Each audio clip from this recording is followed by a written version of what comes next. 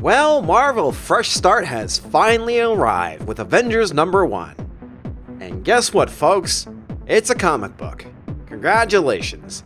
You made a book. It was alright.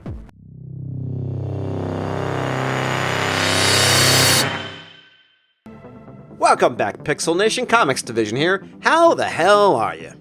Well, tonight we're talking about Avengers *1, and I'll be honest with you, it's okay. It's nothing special. Jason Aaron did fine, I guess. There's a lot of different characters they're trying to follow throughout this book, and it does come off as a bit disjointed. It feels like a collection of scenes than it actually is an actual story. So let's go ahead and jump right into it. Oh, wait a minute. The cover. Let's talk about the cover. Well, there's two things I would like to point out. The first one is She-Hulk. We all knew this was coming, and we have the Roid Rage She-Hulk. Not too keen on. And would you look at that, folks? Carol Danvers is making a guest appearance, replacing Carl Manvers. So this issue opens up with the BC Avengers. Skip. This is the least interesting story in the book. First off, there's several things I want to point out that I have issues with. And isn't the whole thing with the mantles, because with the exception of Odin here, all these other characters are mantles. You have the Sorcerer Supreme, the Spirit of Vengeance, the Star Brand, the Iron Fist, Black Panther, and the Phoenix. My issue here is that there are no nations at this point. There is no Wakanda, there is no Chunlun. Both the Black Panther and the Iron Fist make no fucking sense. And quite frankly, neither does the Ghost Rider. I mean, who is he avenging? Zug peeing on Ogg's cave art? So the only reason why we're getting the BC Avengers is because we're being introduced to the new antagonists, which are called the Host. And this part I have to say is actually kind of cool. I mean, not the BC Avengers, but the actual idea of the Host. And we'll get into that later on. So the next group of heroes we're following is going to be Tony, Thor, and Captain America. And quite frankly, it actually is good to see all three of them back together again. However, this is where Marvel does double down a little bit with the changes that were made. So Tony says, "We made quite the trio. Hydra Cap, Come with Tony, and the unworthy Thor. Clearly, it's been a bumpy ride for all three of us lately, but we're here now, aren't we? Good as new-ish." And here's where the book doubles down. We're not as special as we used to be. Did I just say that? I could give you 20 names off the top of my head, Steve. People who can take what we've built and make something completely new and exciting from it.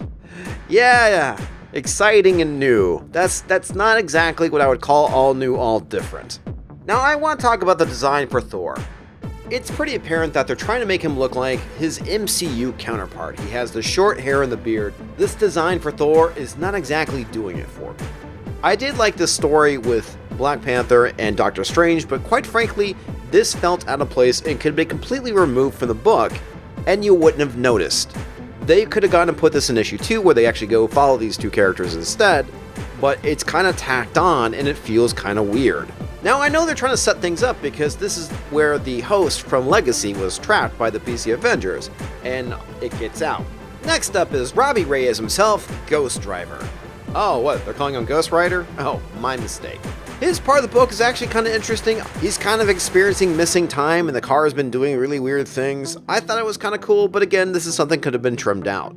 I guess it wouldn't be a Marvel book without some sort of PSA about street harassment, because this guy starts kind of catcalling Jen and she gets angry and then he runs away. This is honestly the cringiest part of the book. And thankfully, it's only there for one page, but it's one page too many. Again, this is a part of the story that could be trimmed out and you wouldn't be missing a thing. It's completely irrelevant to the story that's going on, other than the fact that you have to have Jen Walters show up. And welcome back, Carol Danvers, we've been missing you. It's nice to see that you actually have boobs for a change. This is where things begin to pick up and things get interesting. So Carol goes to investigate these portals that start opening up, and this giant hand starts reaching out. Well, it turns out these Celestials are dead. And they're literally falling from the sky, and this is where I'm like, this is kind of interesting. So the Celestials are supposed to be these very powerful beings. So something very powerful has to have come along and killed it, and this is where I'm like, okay, comic book, I'm intrigued. Tell me more. Now, without this moment, I don't think I would be interested in checking out issue 2. Overall, like I said, this is a disjointed mess, but there are a collection of cool scenes, but they do not make a cohesive story. Now, I don't hate it, but I don't love it either, and that's kind of the problem. I give it a C+, maybe a 4.5 out of 10. The overall problem is that this is supposed to be the new flagship launch of Marvel Fresh Start, and it's coming off as rather mediocre. And that's ultimately my issue with what's going on here with Marvel. Okay, yes, you have less cringe, some doubling down, but for the most part, is it really worth it though?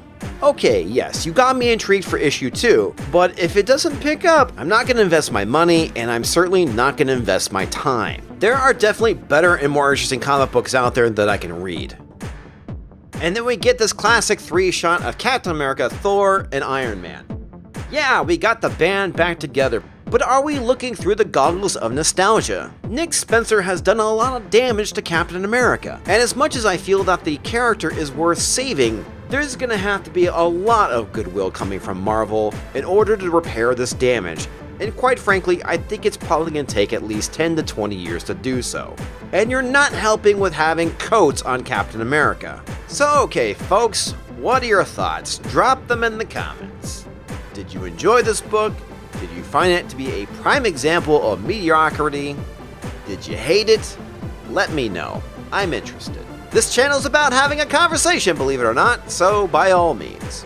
If you enjoyed this video, click that like button. If you're new to the channel, click the subscribe button if you can tolerate the sound of my voice. Now, if you want to get notified when I release a video, you should probably hit that bell for notifications, because YouTube kind of sucks. But hey, what alternative do we have these days, folks? Anyway, that's all I got. So until next time, folks, enjoy your reads.